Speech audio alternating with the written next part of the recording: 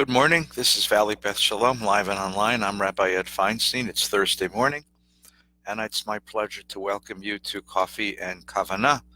Hope that you've gotten up well this morning and are enjoying a sweet spring morning. Um, there have been a lot of lists that have been passed around, at least on my websites, on my emails, what people are reading. And one of the books that keeps coming up among those who are reading is a book by the great Viennese psychologist Viktor Frankl called The Search for Meaning. The original title was Man's Search for Meaning. This book has a very interesting history and a wonderful message, especially for this time of quarantine and crisis and catastrophe. Viktor Frankl was a Jewish assimilated Jew living in Vienna, studying to be a psychologist. And his principal research project during in the 30s was a project about high school kids in Vienna. Turns out that high school kids in Vienna have to take matriculation exams. These are very difficult exams, and that one exam would determine a kid's college entrance and therefore a kid's fate. And there were a lot of suicides going on around kids taking these exams. And the school district, where the school authorities wanted to understand what was happening. So they asked Dr. Frankl if he would investigate. And Frankl began interviewing young people who were preparing for the exam, and he made a sort of startling discovery. He had assumed, as so many others did, that it was the stress of the exam. It was the pressure of families. It was the daunting notion that this exam makes or breaks your future. It was the stress of the exam that was pushing kids toward this terrible act of self-destruction. But that wasn't the case. The kids actually were handling the stress fairly well. They had been prepared for it since they were much younger, and they lived in a pretty stressful society to begin with, or at least a society with very high expectations. That wasn't what was so daunting. What was daunting to these young people was or difficult for these young people rather, was that they had no sense of the purpose of the whole thing. They had no sense of what difference it made. What difference did it make if I passed or failed the exam? What difference did it make if I score high or score low? What difference does it make if I go to this university or that university? Because they had no sense of their future, because they had no sense of living a larger drama, and they had run out of personal ambition at this point. And the remarkable observation that Frankl came to in studying these young people is that without a purpose, that it was impossible to get through the pressures of the exam. Well, that became his thesis. And he began studying, and he developed a theory of psychology which he called logotherapy.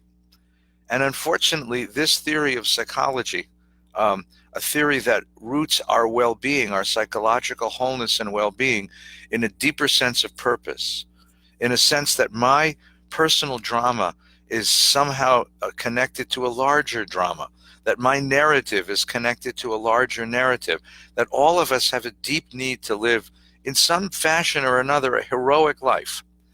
You don't have to do something spectacularly heroic, but the idea is that each one of us have to feel that our particular lives and our particular struggles are attached to something bigger than ourselves, that we are in fact a sort of vessel for something bigger, for truth, for justice, for beauty, for something bigger, for faithfulness, for loyalty. We attach ourselves to something bigger, and through that, we gain a sense of strength and power and purpose. Frankl's theory ended up with a test that was the most terrifying and terrible test it could have been. Frankl was deported to the Auschwitz concentration camp with all of the others of his neighborhood, the Jews of his neighborhood. And the story was that Frankl, as a psychologist, he was put in the slave labor part of Auschwitz, so he survived physically. And he observed with his trained psychologist eyes, he observed all of his fellow inmates in the concentration camp, and he wondered why it was that some of them bore up well under the pressures and stresses of living in this living hell of a concentration camp. And others seemed to collapse internally and fall apart, while others threw themselves against the fence and died, or simply collapsed internally. And he began to talk to them. Imagine a guy doing psychotherapy in a barracks in an Auschwitz concentration camp. And he discovered that those who had something to live for, had the inner strength to get past what they were experiencing. And so he put up the dictum that if we have a why, we can endure any how. He listened as people told them that they were surviving so that they could be reunited with a family. He listened to those who told him that they were surviving and fighting for survival so that they could once again rejoin a community. He listened to those who told him that they were fighting for survival so they could complete a project that they were working on, a piece of research, a novel, a piece of art, a home they were building, a business that they were attached to. If there is a why, we can endure pretty much any how. And this was Frankl's great discovery. It's cataloged in his book, The Search for Meaning, that we do not get to determine the material or any of the other conditions of our existence. Most of that's out of our control, but we get to interpret them, that we decide what it is we're experiencing and what's important and what's not, what comes into the foreground and what is pushed to the periphery, what really matters to me. Look, this is not a tremendously novel idea. We all know people who go through sort of small moments of disruption and they just lose it. They break a fingernail, they can't find the car keys and go crazy. And then we know people, unfortunately, we know many people who have suffered terrible, terrible losses. Loss of a spouse, loss of a child, terrible losses, health issues, job issues. And who said, I'll get through this. I'll get through this because there are bigger things in my life than just this. I'll find a way to get through this. It's what my loved one would have wanted of me. I have a why. I can endure the how. There's one more anecdote about Frankl that I think is quite indicative. He tells it in his autobiographical book. And the story is that he was finishing his PhD, his doctoral thesis, just as the Nazis were evacuating the neighborhood. He was typing up the last pages of a 600-page manuscript that was to be his principal research that would earn him a doctorate at the university in Vienna. And remember, in those days, there's no Xerox, so all he had was the single-typed manuscript.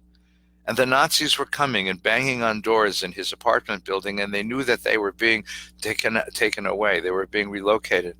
He knew that he had to take whatever he could carry and run.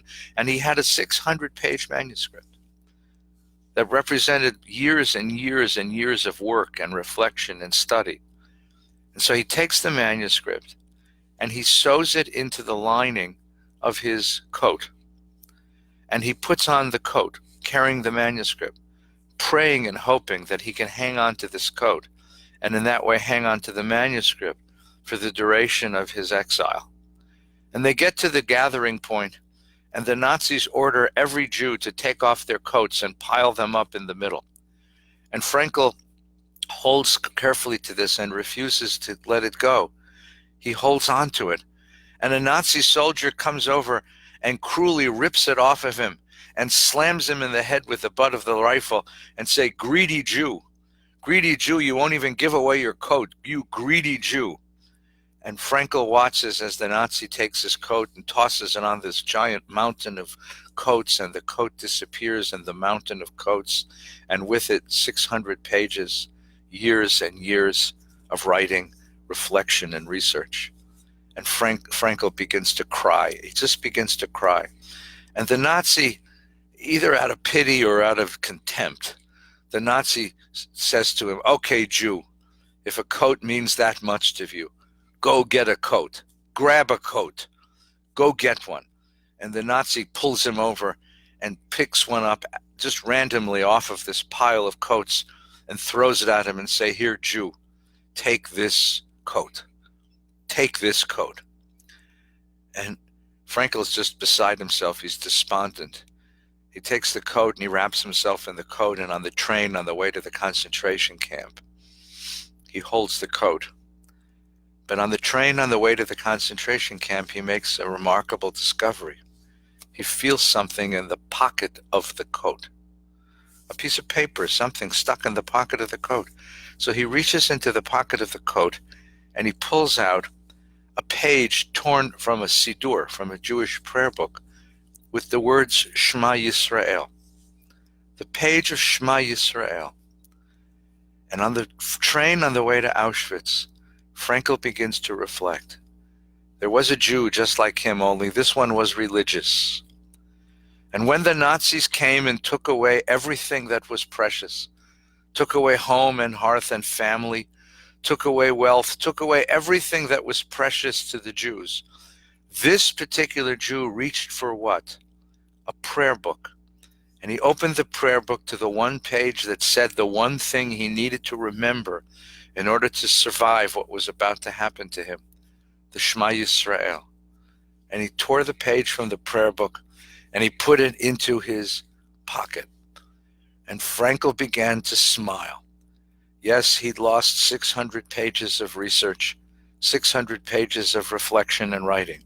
But here in this one page was the most powerful substantiation, the most powerful proof of his thesis. A Jew who knew that everything in his life was being taken from him, that everything precious was being spoiled, that everything that was beautiful was turned ugly, that every bit of light was turned to darkness. That Jew reached for one page that said the one thing that gave him the why of his existence. That there's more to this, that there's a bigger drama in your life, that whatever immediate suffering you're going through, there is a bigger picture to be seen, a bigger drama in your life. And if you can look above the suffering of the moment into that bigger drama, see yourself as part of that bigger narrative, understand that you are a vessel for God's blessings in the world, you can endure and you can survive and you will remain intact and you'll find strength. That's the essence of Frankel's thesis. That's logotherapy. And that's what gets all of us through tough times. Look, friends, this coronavirus has been difficult. We've been shut inside. Our routines have been upset. Our world has been turned upside down. But I'm going to tell you that what's coming is going to be worse. I'm sorry to tell you this. First of all, because as long as we had a lockdown order, we knew exactly what was expected of us. But now that the lockdown orders are being released, at least relaxed, piece by piece by piece, it sounds good, but it really isn't, because now there's an ambiguity. If friends invite me, do I go?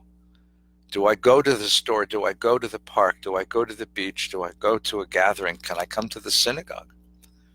And it's dangerous, because although we are relaxing the regulations on lockdown, the virus is still very much alive.